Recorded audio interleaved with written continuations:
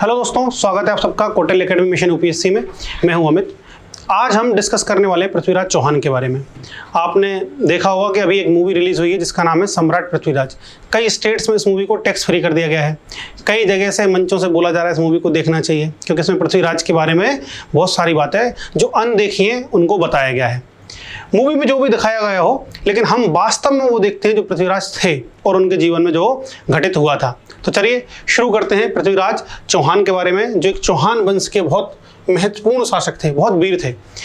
इनके बारे में जानने से पहले ये देख लेते हैं कि इनके बारे में वर्णन कहाँ कहाँ मिलता है। कहाँ से हमको पता चला कि पृथ्वीराज बहादुर थे, कहाँ से हमको पता चला कि उनका विवाह संयोगिता से हुआ था। तो इनके बारे में पता चलता है हमको कई ग्रंथों से, और उन ग्रंथों में सबसे फेमस ग्रंथ है पृथ्वीराज रासो। उस ग्रंथ का नाम है पृथ्वीराज रासो। देखो, जो रासो जहाँ भी आप शब्द देखो, ये राजस्थानी साहित्य से एक संबंधित शब्द है। इसका मतलब वीर रस की कविताएं या वीर रस के ग्रंथ, वीर रस की रचनाएं। तो पृथ्वीराज रासो पृथ्वीराज के वीर रस की एक रचना है। पृथ्वीराज के चरित्र के बारे में इसमें विस्तार से वर्णन किया गया है। ये रहा पृथ्वीराज रासो, और इसके लेखक हैं चंद्रवरदायी। कहा जाता है कि चंद्रवरदायी पृथ्वीराज के अंतिम सांस तक साथ में रहे और उनके घनिष्ठ मित्र भी थे। दूसरी रचना है सुरजन चरित्र। इस रचना के लेखक हैं चंद्रशेखर। तीसरी रचना है हम्मीर महाकाव्य। हम्मीर महाकाव्य है और उसकी रचयिता हैं जयचंद्र सूरी। अगली आती है ताज उल मासिर। इसके रचनाकार हैं हसन निजामी। एक और अलबत्ता यूफी भी हुए हैं, और भी कई साहित्यकार हुए हैं, लेकिन मेन जो सोर्स हैं वो ये चारों हैं जो उनके पूरे जीवन के बारे में हमको बताते हैं। अब बात करते हैं कि आखिर कौन थे पृथ्वीराज चौहान। पहली बात तो आप ये देखो कि जिस पृथ्वीराज के बारे में आप जानते हो वो पृथ्वीराज तृतीय हैं, पृथ्वीराज थर्ड, और वो चौहान वंश की शाकंभरी शाखा से संबंधित हैं, जिन्होंने अजमेर पर शासन किया था। पृथ्वीराज चौहान का जन्म 1166 ईस्वी में हुआ था सोमेश्वर चौहान के यहाँ। किसके यहाँ? सोमेश्वर चौहान के यहाँ। मतलब उनके पिता का नाम सोमेश्वर चौहान था। देखो, जन्म उनका अगर आपको याद रहेगा तो उनसे संबंधित कोई भी क्वेश्चन आएगा किसके समकालीन थे, तो आप आसानी से उसको बना सकते हो। जब पृथ्वीराज बचपन में थे तो उनको बचपन से ही एक बात थी कि उनको योद्धा बनना है बहुत अच्छा, उनको धनुष चलाना आना चाहिए, तलवारबाजी आना चाहिए। आपने वो देखी होगी भल्लाल देव और बाहुबली वाली मूवी, उसमें भल्लाल देव और बाहुबली दोनों प्रयास करते हैं महेंद्र बाहुबली के हम बढ़िया योद्धा बने। क्यों? क्योंकि वो राजपुत्र हैं। ऐसे ही पृथ्वीराज को भी ऐसा लगता था कि मेरा दायित्व है कि मैं अच्छा योद्धा बनूं, और बने भी। उन्होंने तलवारबाजी सीखी, धनुष बाण चलाना सीखा। उन पर एक विशेष कला थी जिसका नाम था शब्द भेदी बाण। इसका मतलब था कि वो देखें नहीं किसी चीज को, लेकिन अगर सुन भी लें उस बात को तो वो उसी डायरेक्शन में तीर चला के उस पर अटैक कर सकते थे। बाहुबली में तो खतरनाक बताए, 3-3 तीर चलाते थे, लेकिन एक ही तीर चलाते थे और एक ही तीर में काम हो जाता था कि कानों से सुनना है और उस पर निशाना लगा देना है। ये इनके पास कला थी। तो याद रखिए, शब्द भेदी बाण के धनी थे। शब्द भेदी बाण बहुत अच्छे से चलाते थे। दिक्कत तब हुई जब इनके पिता की मृत्यु हो गई, सोमेश्वर की। उस टाइम पृथ्वीराज छोटे ही थे। मैंने आपको बताया 1166 में उनका जन्म हुआ था, और 1177 में केवल 11 वर्ष की उम्र में उनको शासन संभालना पड़ा था। पिता की मृत्यु हो गई तो शासन कौन संभालेगा? तो उनका राज्यारोहण किया गया। पृथ्वीराज चौहान को राजा घोषित किया गया। जब पृथ्वीराज चौहान को राजा घोषित किया गया तो एक बात उठी कि वो बच्चे हैं, कैसे शासन करेंगे? तो उनकी माता कर्पूर देवी सामने आई। उनने कहा कि मैं अपने बेटे की संरक्षिका बनूंगी, और संरक्षिका बनी। ऐसी कई कहानी हमको मिलती हैं संरक्षिका बनने की। बहुत महान शासिका हुई हैं, जैसे रानी दुर्गावती के बारे में, देवी अहिल्याबाई के बारे में मिलती है। और अकबर का जो एक टाइम था महम अनगा के दौर में, जिसको हरम का शासन या पेटीकोट शासन बोला जाता है, वो भी संरक्षण के दौर में रहा है।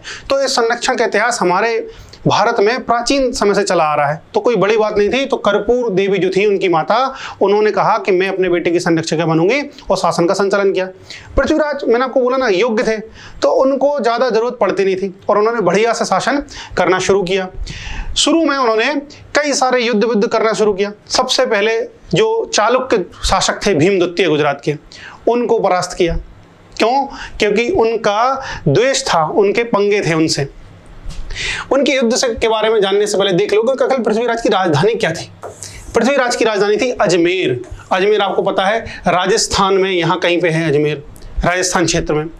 और उनका शासन क्षेत्र, चौहान वंश के सबसे प्रतापी शासक थे, तो सबसे बड़ा क्षेत्र भी इन्हीं के हाथ में शामिल था, इन्हीं को मिला था। इनका शासन था बेतवा नदी जो मध्य प्रदेश और यूपी की में बहती है, वहां से लेके सतलुज जो पंजाब में बहती है, इतना इन्होंने अपने क्षेत्र का विस्तार कर लिया था। और दिल्ली तक इनका शासन हो गया, महोबा, दिल्ली, गुजरात, इन सब पर इन्होंने अपना कब्जा कर लिया था। अब कौन कौन से युद्ध लड़े हैं उनके बारे में जल्दी से देखते हैं, क्योंकि युद्ध से क्वेश्चन बन सकता है कि कौन कौन से युद्ध का संबंध पृथ्वीराज से है। इस विवाह पे हम बाद में जाएंगे, पहले युद्ध देख लेते हैं जल्दी से। सबसे पहला उन्होंने, मैंने आपको बताया था, चालुक्य शासक थे भीमद्वितीय, उन पर अटैक किया, पराजित किया। दूसरा युद्ध लड़ा 1182 मतलब 1182 में लड़ा, 1182 में युद्ध लड़ा परमार्दी देव से। परमार्दी देव चंदेल शासक थे। चंदेल शासक जो परमार्दी देव थे, उनके यहाँ 2 सेनापति थे, आला ऊदल। उनकी कहानी इतनी प्रसिद्ध है कि आज भी बुंदेलखंड में आला ऊदल गायन चलता है, आला गायन, जिसमें आला ऊदल की 52 लड़ाइयों के बारे में बताया जाता है। उन पर जो ग्रंथ लिखा है वो लिखा है जगनिक ने, और उस ग्रंथ के बारे में कहा जाता है विश्व की सबसे लंबी कविता है। कौन? जगनिक की जो कविता है आला ऊदल के बारे में। तो परमार्दी देव को परास्त किया। फिर उनका विवाद हुआ कन्नौज के शासक जयचंद से। क्यों हुआ वो विवाह में छुपा है, अभी हम आने वाले विवाह पे वापस। इन्होंने भंडाणकों का भी दमन किया। भंडाणक बहुत परेशान करते थे, हालात ये हो गए थे कि 1182 में इतना दमन कर दिया कि इतिहास में उनका दोबारा वर्णन मिलता ही नहीं है, इतने खतरनाक शासक। फिर लास्ट में आप जानते ही हो तराइन का युद्ध, जिस बात के लिए मूवी को बहुत आगे बढ़ाया जा रहा है वो है तराइन का युद्ध। अब बात करते हैं पृथ्वीराज के विवाह के बारे में कि विवाह के क्या पंगे हुए। आपने स्वयंवर प्रथा तो सुनी होगी कि रानी जो रहती थी, जो राजकुमारी रहती थी, वो राजकुमारी अपना वर स्वयं चुनती थी। स्वयं क्या चुनती थी, मतलब उनके लिए एक शर्त रख दी जाती थी कि जो जिसमें ये गुण होंगे वो उस गुण के आधार पर अपना पति उसको मान लेंगी। जैसे जब जानकी जी का स्वयंवर हुआ माता सीता का, तो एक शर्त रखी गई कि जो शिव का धनुष है उस पर प्रत्यंचा चढ़ा देगा उसको माना जाएगा सीता का पति, वो सीता के पति बनने के योग्य होंगे। तो सामने आए प्रभु श्री राम आए।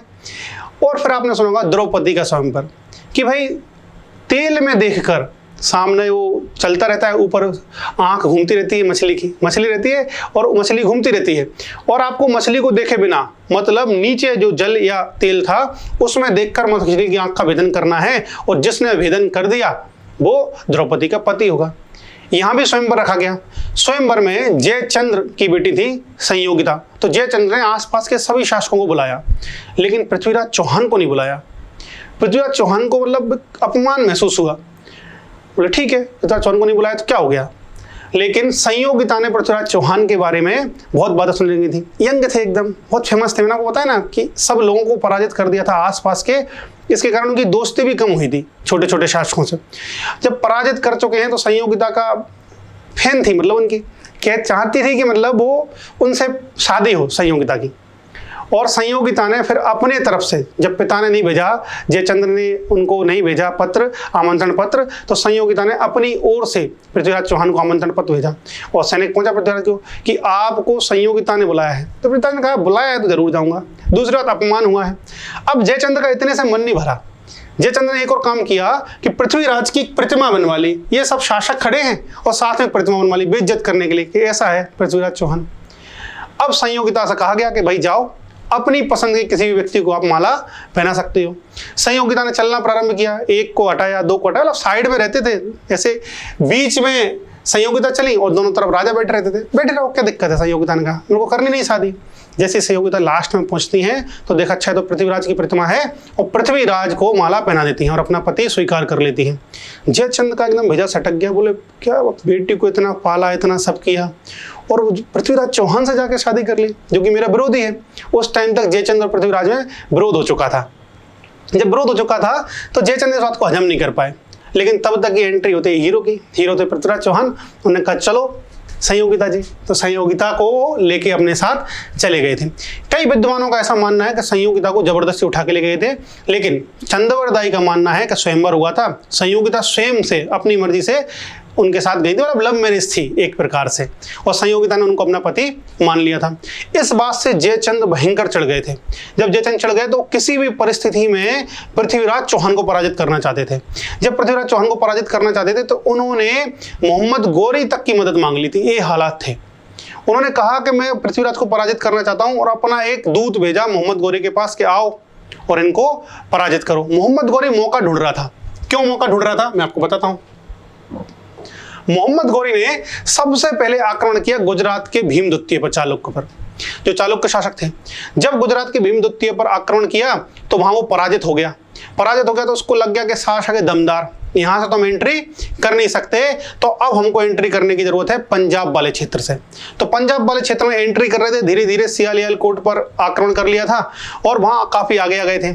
इतने में चंदावर जो जयचंद्र थे, उन जयचंद्र ने अपना दूत भेज दिया कि हमारा भी तुमको पूरा समर्थन है। बस गौरी को क्या चाहिए था, तो युद्ध शुरू हुआ। पृथ्वीराज चौहान को खबर मिली कि मोहम्मद गौरी आ गया है और अटैक करने वाला है। पृथ्वीराज चौहान ने कहा कोई बात नहीं, नॉर्मल बात है, युद्ध इतने जीते हैं, एक और युद्ध कर लेंगे, एक और जीत जाएंगे। और हुआ भी ऐसा ही। पृथ्वीराज चौहान और मोहम्मद गौरी दोनों जब मैदान में सामने आए, उस मैदान का नाम था तराइन का मैदान। और वर्तमान में जो तराइन है वो हरियाणा राज्य में अवस्थित है। इस बात के बारे में ध्यान रखिए कि हरियाणा राज्य में तराइन अवस्थित है। दोनों तरफ से फौजें खड़ी हुई। मोहम्मद गौरी अपने आप को ज्यादा हीरो समझता था। देखो, भीमद्वितीय से हार गया है और पृथ्वीराज चौहान ने भीमद्वितीय को हराया है, लेकिन मोहम्मद गौरी को कॉन्फिडेंस था कि निपट ही लेंगे इनसे, ये तो छोटे छोटे शासक हैं, पृथ्वीराज चौहान हमारे आगे क्या लगता है, काफिर है हमारे आगे। तो मोहम्मद गौरी को क्यों पड़ रही थी भारत आने की, एक बात ये भी तो है, क्योंकि मोहम्मद गौरी चाहता था कि भारत को सोने की चिड़िया कहा जाता है, अब गजनी उसका देश सोने की चिड़िया कहा जाए, मैं भारत को इतना लूटूंगा। लेकिन लूटेगा तब जब पृथ्वीराज चौहान को हराएगा। और पृथ्वीराज चौहान दीवार बन के खड़े हो गए, दोनों सेनाएं खड़ी हुई, युद्ध हुआ। युद्ध में एक टाइम ऐसा आया कि मोहम्मद गौरी मरते मरते बचा और वो चुपचाप निकल लिया। कुछ लोग कहते हैं कि वो भाग गया था और पृथ्वीराज चौहान ने उसको थोड़ी दूर तक खदेड़ा, लेकिन उसको पीछा नहीं किया, क्योंकि पृथ्वीराज चौहान का मानना था कि हमको अपनी सीमा में रहना है, हमको दुश्मन से मतलब ही नहीं है, हम तो अपना राज्य से ही खुश हैं, किसी दूसरे का राज्य हमको नहीं चाहिए है। लेकिन कुछ लोग कहते हैं कि पृथ्वीराज चौहान ने उस मोहम्मद गौरी को गिरफ्तार कर लिया और पृथ्वीराज चौहान के सामने उसको पेश किया गया गौरी को। तो गौरी ने इमोशनल ब्लैकमेल करना शुरू किया कि मैं निहत्था हूँ और मैंने भारत के बारे में बड़ी बड़ी कहानियां सुनी हैं, चौहानों के बारे में कहानियां सुनी हैं कि चौहान माफ़ कर देते हैं। पृथ्वीराज चौहान ने कहा हाँ बात तो सही है, माफ़ तो कर दें, क्योंकि संस्कृति है हमारी माफ़ करना। दशरथ शर्मा एक लेखक हुए हैं, नाम याद रखना, दशरथ शर्मा। उन्होंने कहा कि पूरे भारत का इतिहास ऐसे भरा पड़ा है और पृथ्वीराज चौहान ने वो किया, लेकिन ये गलती भारत के लिए निर्णायक साबित हुई। उन्होंने गलती बताई है दशरथ शर्मा ने पृथ्वीराज चौहान की, और पृथ्वीराज चौहान ने मोहम्मद गौरी को माफ कर दिया। इस तरह प्रथम जो युद्ध था तराइन का युद्ध वो समाप्त हुआ। एक बात यह है कि पृथ्वीराज चौहान को राय पिथौरा नाम से भी जाना जाता है, राय पिथौरा नाम से। दूसरी बात यह है कि पृथ्वीराज चौहान के साथ में दिल्ली के शासक गोविंद राय भी लड़े थे पृथ्वीराज की ओर से। कहा जाता है गोविंद राय ने भाला फेंका था, जिसकी वजह से गौरी घायल हो गया था।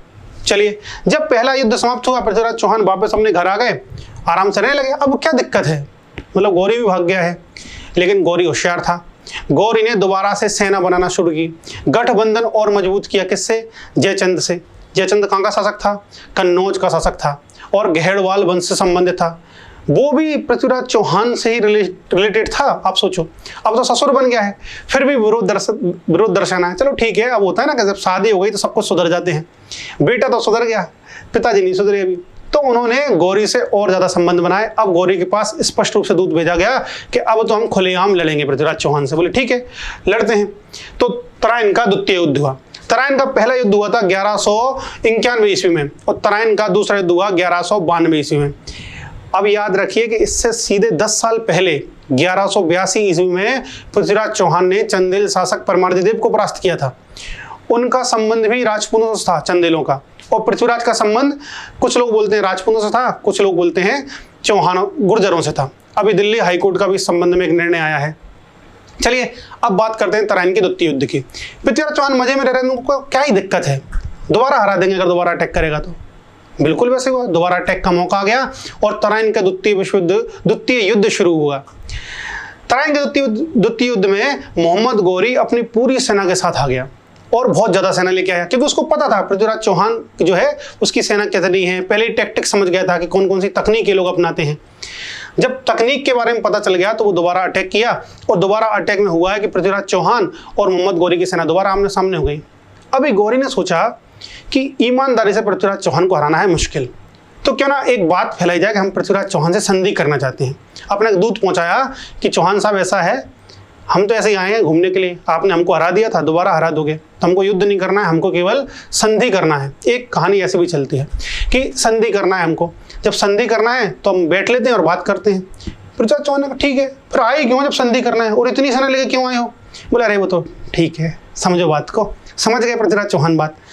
तो उस टाइम पे हुआ ये कि सुबह सुबह जब पृथ्वीराज चौहान संधि की तैयारी कर रहे थे, सेना भी एकदम आराम से लेटी हुई थी, कोई लेटा हुआ है, कोई कुछ खा रहा है, कोई कुछ पी रहा है, ऐसा चल रहा है क्योंकि युद्ध होना ही नहीं है, संधि की वार्ता चल रही है।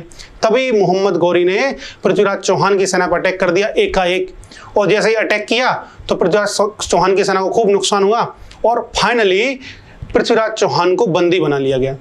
कुछ लोग कहते हैं कि पृथ्वीराज चौहान को मार दिया, लेकिन ज्यादातर जो ग्रंथ हैं, चाहे वो चंद्रवरदाई का पृथ्वीराज रासो हो, चाहे ताजुल मासिर हो हसन निजामी का, ये लोग समर्थन करते हैं कि पृथ्वीराज चौहान को बंदी बना लिया गया था। अब देखते हैं कि जब पृथ्वीराज चौहान को बंदी बना लिया तो आखिर उनकी मृत्यु कब हुई। तो याद रखिए कि पहले युद्ध में हारा कौन? मोहम्मद गौरी। पहले युद्ध तराइन के पहले युद्ध 1191 में, तराइन का दूसरा युद्ध 1192 ईस्वी में। इस युद्ध में हारे पृथ्वीराज चौहान। जब पूरी तरह पृथ्वीराज चौहान हार गए तो इस युद्ध का भयावह परिणाम ये हुआ कि अब भारत से जो हिंदू शासक थे उनका शासन समाप्त होने लगा और तुर्की का शासन स्थापित हो गया दिल्ली और अजमेर दोनों जगह पे। अब इनकी मृत्यु के बारे में अलग अलग मत हैं, कई लोग अलग अलग बोलते हैं। पहला मत देखते हैं दोस्त का, कि इनका दोस्त क्या कहता है। उससे पहले दशरथ शर्मा ने एक और बात बोली है कि पृथ्वीराज चौहान ने जो गलती की उस भारी पड़ी। उस गलती में एक बात वो ये भी जोड़ देते हैं कि जब पृथ्वीराज चौहान को ने हरा ही दिया था तो और दूर धकेल देता या फिर अपनी सेना को मजबूत करता कि भविष्य में भी तो आक्रमण हो सकते हैं। कुछ लोग बोलते हैं कि तराइन के दूसरे युद्ध में हारने का एक प्रमुख कारण यह है कि पृथ्वीराज चौहान ने आसपास के सब लोगों को हरा दिया था, मतलब आसपास के सब लोगों से विरोध ले लिया था, चाहे वो चंदेल हो, चाहे वो चालुक्य हो, चाहे वो जयचंद हो। तो इन लोगों ने क्या किया? पृथ्वीराज की सहायता नहीं की। दूसरी बात, पृथ्वीराज को अपनी पश्चिमी सीमा जो थी, मतलब जो भारत की ओर की सीमा थी, चंदेल और कन्नौज और गुजरात वाली, इस पर बहुत सारी सेना रखनी पड़ी। जब सेना रखनी पड़ी तो बहुत ज़्यादा खर्च लगा। जब खर्च लगा तो पंजाब वाली जो सीमा है उस पर अपने सैनिकों को मजबूत नहीं कर सका, उस पर ज़्यादा खर्च नहीं कर सका और सुरक्षा की इंतजाम नहीं कर सका। इसी कारण उसको द्वितीय तराइन के युद्ध में हार मिली। अब बात करते हैं कि भाई युद्ध हार गए, अब क्या हुआ? युद्ध हारने के बाद पृथ्वीराज चौहान को बंदी बनाया गया, ऐसा लगभग सब लोग बोलते हैं। चंद्रवरदाई क्या बोलते हैं? चंद्रवरदाई बोलते हैं अपने पृथ्वीराज रासो में कि चौहान को पकड़कर गजनी ले जाया गया, जहां का मोहम्मद गौरी था, वहां ले जाया गया और उसको कैद में डाल दिया गया। लेकिन जब ये बात पता चली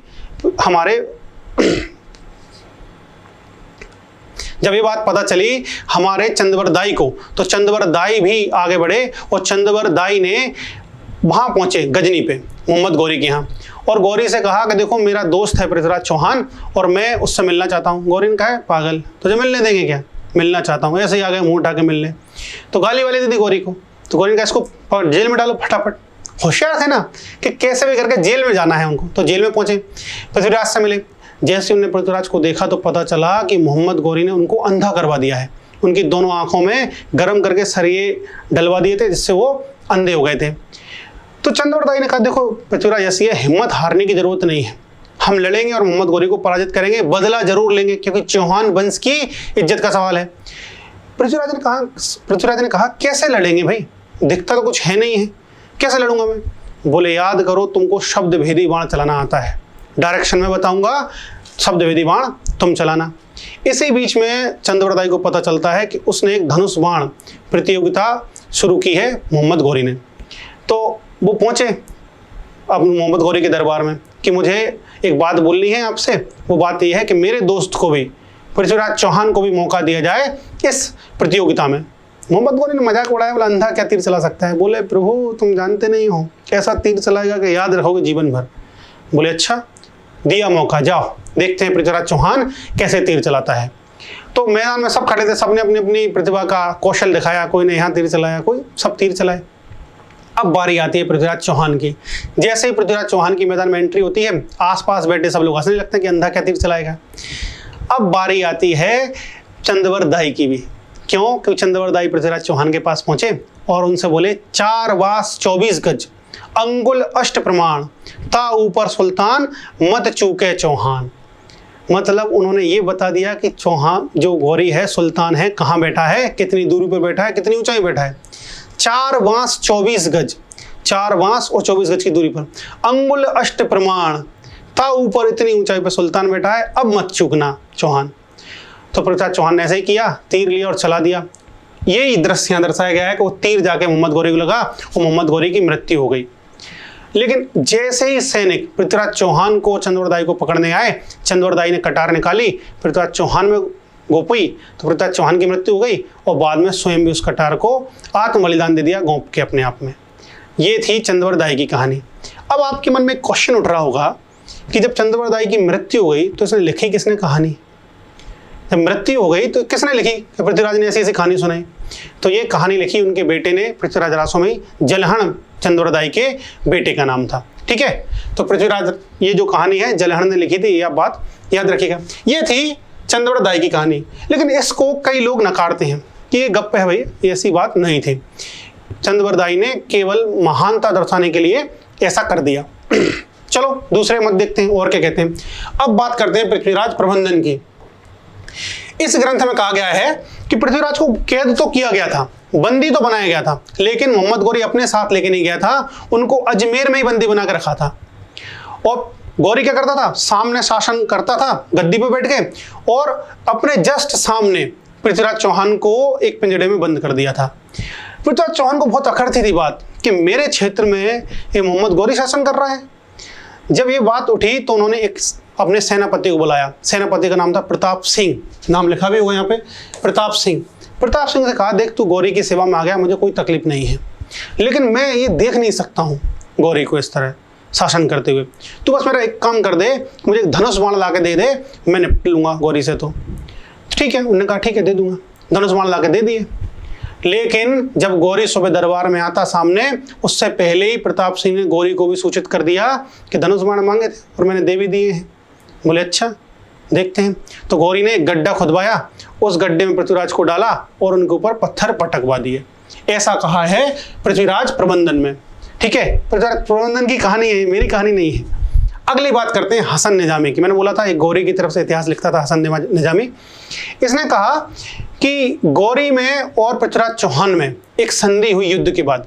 जब पृथ्वीराज चौहान युद्ध हार गए तो दोनों ने एक संधि की और पृथ्वीराज चौहान गौरी के आश्रित, मतलब गौरी के अधीन शासक बन गए। किसने कहा? हसन निजामी ने। किस ग्रंथ में कहा? ताजुल मासिर में, कि भाई उनके अधीन शासन करना शुरू कर दिया पृथ्वीराज ने। बोला अच्छा। और फिर बाद में पृथ्वीराज ने कोई महसूस हुआ कि गौरी बेईमानी कर रहा है, तो उन्होंने षड्यंत्र रचा, और षड्यंत्र का जब गौरी को पता चला तो गौरी ने उनको मार दिया, पृथ्वीराज चौहान को। ये थी कहानी हसन निजामी की। पॉइंट है, हमने तीनों ग्रंथ देख लिए, अब असली किसको माने। अब आते हैं अगले लेखक के पास। लेखक हैं गोपीनाथ। गोपीनाथ ने किताब लिखी है, उस किताब का नाम है राजस्थान का इतिहास। इन्होंने कहा देखो चंद्रवरदाई की बात तो उतनी उपयुक्त नहीं लगती है। तो भाई कौन सी बात उपयुक्त लगती है? इन्होंने जो अभी हमने देखी है हसन निजामी की और पृथ्वीराज प्रबंधन जो ग्रंथ देखा है, इन दोनों की कहानी को मिलाकर निष्कर्ष निकाला और इन्होंने माना, गोपीनाथ ने माना कि पृथ्वीराज चौहान ने आश्रित शासक शायद बन गया होगा, गौरी का आश्रित राजा बन के शासन करना प्रारंभ किया होगा। इनसे पूछा भाई सबूत क्या है? बोले सबूत ये है कि 1192 तराइन के द्वितीय युद्ध के बाद पृथ्वीराज चौहान के सिक्के मिलते हैं जिस पर पृथ्वीराज चौहान की तस्वीर है, लेकिन उसके जस्ट पीछे मोहम्मद गौरी की भी तस्वीर मिलती है। सिक्कों पर पृथ्वीराज चौहान और गौरी दोनों का वर्णन मिलता है। इससे पता चलता है कि वो आश्रित शासक बनना स्वीकार कर लिया होगा। और बाद में पृथ्वीराज के पुत्र जो था, पृथ्वीराज का वंशज जो था, उसको भी मोहम्मद गौरी ने शासक बनाया अजमेर का। तो इससे क्लियर हो जाता है कि भाई पृथ्वीराज चौहान जो है वो आश्रित शासक बन गए थे। और इन्होंने कहा फिर मृत्यु कैसे हुई आखिर? गोपीनाथ बोलते हैं कि मृत्यु कैसे हुई? मृत्यु इनकी ऐसे हुई कि जैसे ही पृथ्वीराज चौहान आश्रित शासक बना, देखो चौहान वंश के थे, स्वतंत्र जीवन जिया था, सम्मान और बलिदान की भावना से युक्त थे।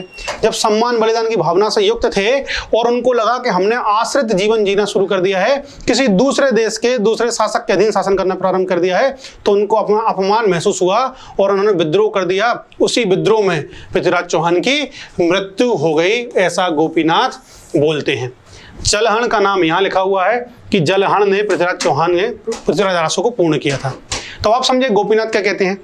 इसके बारे में अभी भी पूरी तरह पूरे सबूत नहीं है। सरकार यही तो बात चल रही है कि रिसर्च करेगा कि आखिर मृत्यु हुई कैसी है, लेकिन अभी तक गोपीनाथ जो है, गोपीनाथ के राजस्थान का इतिहास में सबसे ऑथेंटिक माना जाता है कि इनकी बात लगभग सबसे सही है, उन्होंने तार्किक रूप से बताया है। नहीं तो सिक्के कहाँ से मिलते जिसमें पृथ्वीराज और गौरी दोनों के फोटो थे, या फिर बाद में वंशज कैसे चौहान हो जाते, ये कई बातें हैं जिन पर रिसर्च होनी है।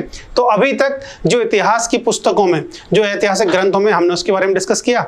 आगे फिर कभी मिलेंगे किसी दूसरे टॉपिक के साथ। आज के लिए इतना ही।